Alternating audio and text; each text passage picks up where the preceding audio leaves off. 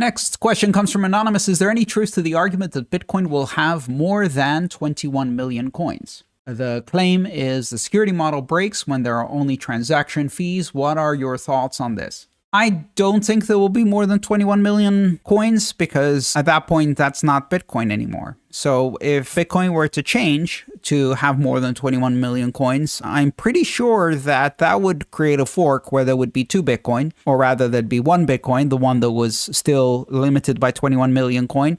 And then there'd be the other one, which Bitcoiners would call a shitcoin. And as a result, you can't change that limit.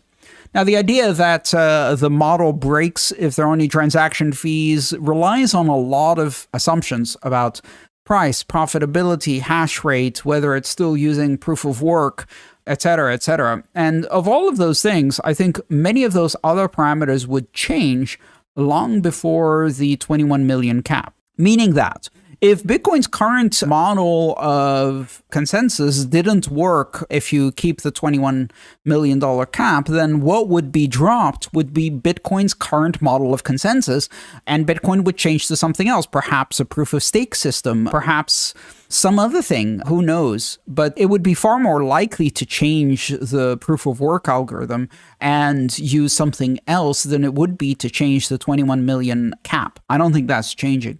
And to all of those who say things like, well, it's just a parameter in software, can be changed at any point in time. And you hear this a lot from economists who are arguing about Bitcoin's scarcity or lack thereof from their perspective. This is a fundamental misunderstanding of how the 21 million cap is actually implemented. It was one of the first things I found in Bitcoin. When I started looking at Bitcoin back in 2012, I searched the source code in order to find where the 21 million limit was defined, and I discovered it isn't. It isn't actually defined in the code.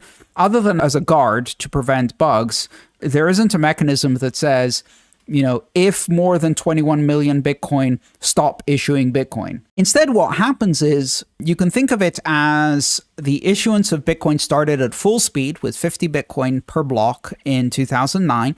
And then Bitcoin puts on the brakes. It starts pressing on the brake pedal to slow that down. Every 4 years, it presses harder on the brake pedal. So 50, 25, 12 and a half, 6 and a quarter.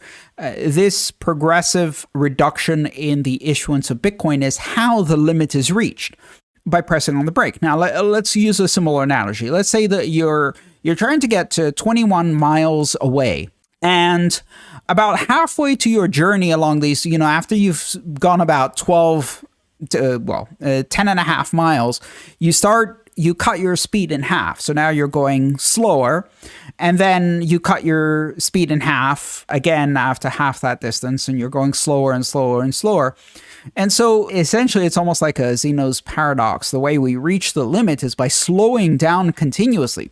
So by the time we get anywhere close to the 21 million Bitcoin limit, we've been pressing on that brake for years, decades, perhaps. And at that point, if you take your foot off the brake, not much happens. At the end of this, you're issuing, maybe 10, 20 Satoshis per block.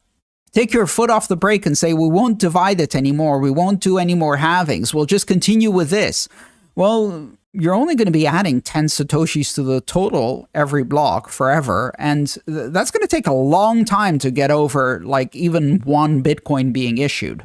As you can see, if you've been putting your foot on the brake for 100 years and you take them off at the last minute when the car is crawling those last couple of inches, you're not going to blow through that limit with any significant speed. You're going to maybe crawl through it. And of course, the longer you go, the less likely it is that you're going to take your foot off the brake because it makes less and less point to do so.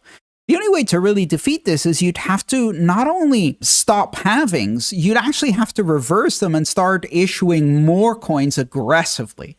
And again, that's a change that would cause Bitcoin to fork and would cause two Bitcoins to exist, one of which would immediately be garbage because it had removed, one of the most valuable characteristics. So no, the 21 million coin limit is absolutely definitional for Bitcoin. It's implemented in such a way that we've already really held our foot on the brake for 12 years in such a way that it's going to be very difficult. Already 80% of Bitcoin have already been issued. And now things have really slowed down and they're going to keep slowing down. So this is not a decision you can reverse. It's baked into it. Thanks for watching. If you'd like to support me, please consider subscribing to my channel and supporting me on patreon.com.